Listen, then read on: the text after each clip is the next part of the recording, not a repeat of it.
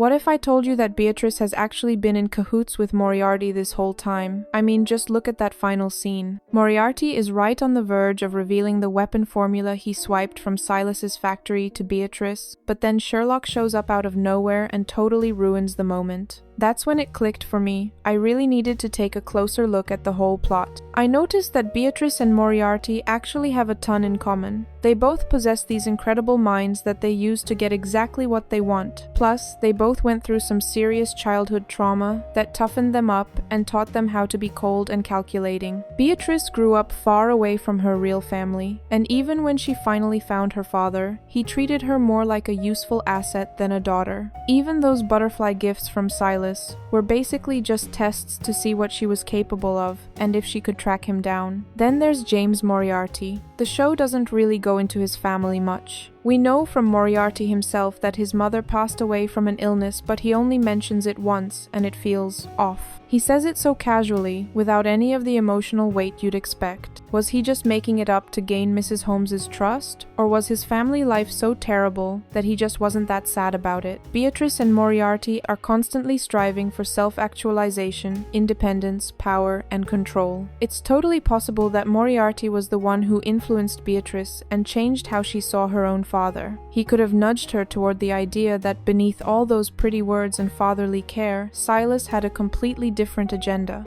Beatrice might have started suspecting that Silas was just using them and never saw her as a true heir, way before that garden conversation. Suspicions like that rarely come out of thin air. It's usually a buildup of little things, weird decisions, half-said phrases, and those moments where you suddenly realize you're being kept close, but never actually let into the inner circle of power. That talk in the garden might not have been a revelation for her, but rather a confirmation of what she already felt. I don't know about you, but that scene between Silas and Sherlock in the garden felt surprisingly genuine. The tone is completely different from his talks with Beatrice. Even the fact that Silas tried to hide the conversation from his daughter speaks volumes, and here's where it gets really interesting. Silas knows perfectly well that power doesn't mean anything to Sherlock. It's not a goal, a reward, or even a temptation for him. Silas offers it to him anyway. It doesn't feel like a bribe, it feels like an experiment. His offer feels like he's searching for the perfect successor, not just someone to carry on the business,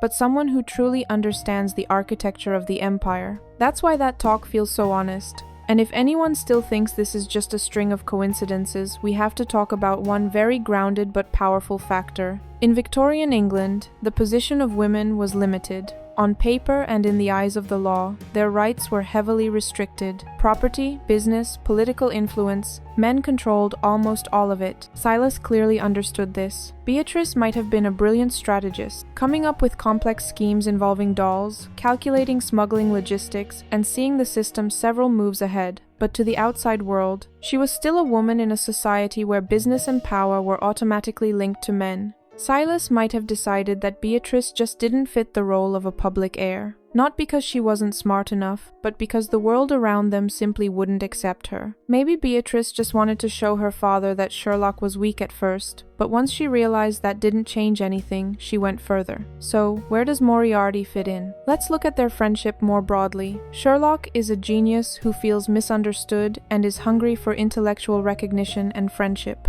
Moriarty shows up at the exact time and place where Sherlock needs an ally most. It's a classic manipulation tactic. Create a random situation where you become the savior or the only person who gets them. Interestingly, it's Moriarty who pushes Sherlock to dig deeper into his father's past. During the investigation, we see some very strange moments. Specifically, Moriarty's open admiration for Silas and his power. It even seems to freak Beatrice out a bit. That's where the real psychological puzzle begins. If Beatrice is officially supporting her father, why does Moriarty's admiration for him scare her? You'd think an ally who respects her father's strength would be a good thing, unless your father is actually your enemy. Beatrice might have suddenly realized that Moriarty is playing a much bigger game than she thought. He's not just her ally against Silas, he's someone carefully studying the entire power structure of her family. It's very possible that Moriarty will toss Beatrice aside once she's no longer useful to him. If you thought that was all, think again. I saved the best for last. Remember that key Sherlock found in the final scene? Right after that, he met with Moriarty. I have a strong feeling Silas might have found some dirt on his son's friend, and that's exactly what the key leads to. Silas might have known who Moriarty really was. This explains Sherlock's reaction to Moriarty. At first, I thought maybe it was because our Chinese princess told him she saw Moriarty taking the formula, but I think it's deeper than that. I don't think Sherlock showed Moriarty that key and then immediately hid it, saying it meant nothing for no reason. That was clearly a threat.